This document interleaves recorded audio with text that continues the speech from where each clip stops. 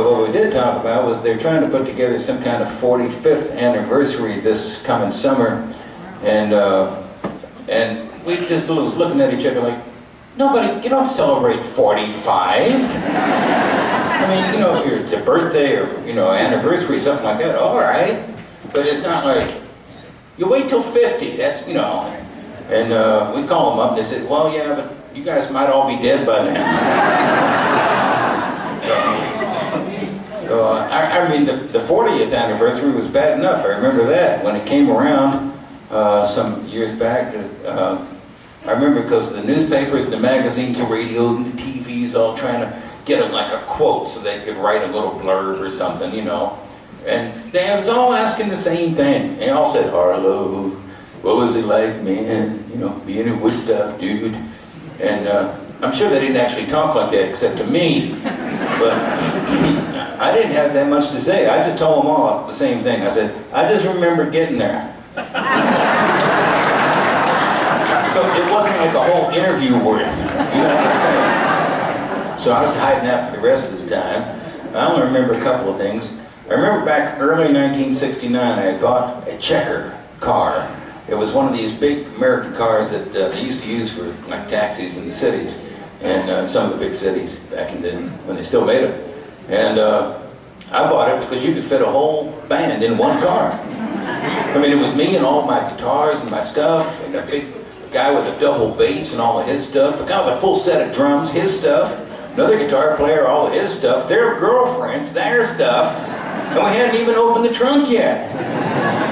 I miss that. I miss the big beasts that we used to drive. You know, now everything's tiny. You squeeze in there or something. I hate it. Never, don't get me started. But I remember because we went to Woodstock, something like that, you know, and we got most of the way there, and then the traffic just stopped because nobody could go anywhere. And so everybody just got out of their cars and started walking, and it was, so they diverted us to some motel. And they was going to fly us into the site. I remember that. I remember they put us in a helicopter. I'd never been in nothing like that because I was 19 or 20, I was young. And me and Richie Havens, some others, we got in this chopper and the thing takes off. And the door stays open. And no matter how high we went, there was people as far as the eye could see in every direction. And on either side of the open door, in the chopper with us, was a New York State trooper. And on one side of the door was a big sort of John Wayne kind of guy, and on the other was a little Barney Fife kind of guy. And I remember they was both looking down there, and the big one looked at the little one and said, "There's a lot of hippies down there." The little one said, "Yep." And the big one said, "I bet they're doing lots of illegal stuff." The little one said, "Yep." And the big one said, "Well, I'm not going down there, nothing, are you?" The little one said, "Nope." And that's when I realized we were going to have a pretty good time at that festival. I was not mistaken. Man, I got there on the first day of that 3-day event. I was scheduled to play on the second day, so I figured I got a night off. I'm walking around backstage, you know, saying hi to people like you do, and eventually I would wander out on this huge field, you know, and there was people everywhere, and mud and rain, total catastrophe.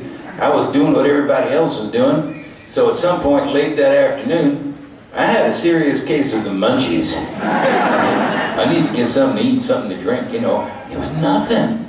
So I thought, I'll go backstage, they'll have something there. I went backstage, nothing there. All they had backstage was 147 cases of champagne they're saving for the end of the event. By the end of the first evening, that was gone. I don't remember how many cases I was personally responsible for. But between that and the other stuff we was doing that day, it came as a surprise when somebody come up and said, "Arlo, you got to play now, man." I can't play now, man. I'm not here now, man. I'm coming tomorrow. They said, "No, you're here now, man. You got to play now, man." I said, "I can't play now, man. I can't walk now, man." I said, "We don't care about that. Richie Haven's been up playing for hours. There's nobody else. You got to play now, man." And I was too young to realize I could have said no. So I grab my big 12-string guitar, walk out on this huge stage, and in the middle of the regular stage, they had a circular stage built right in. So while the guys in front was playing, you could set guys up behind them, and when they was done, just twist them around. Not be wasting time breaking down, the first band setting up the second one and stuff. I mean, it was a great idea. I mean, it didn't work, but it was a great idea. And in the middle of the circular stage, they had this big hole for all the cables and mic lines and wires and all that kind of stuff. They didn't tell me about the hole. I wasn't looking for the hole. I'm looking at more people I knew I'd ever see again in my life at one time. And I was looking at them like you could back then. Each one individually. That's when I remember falling through time and space.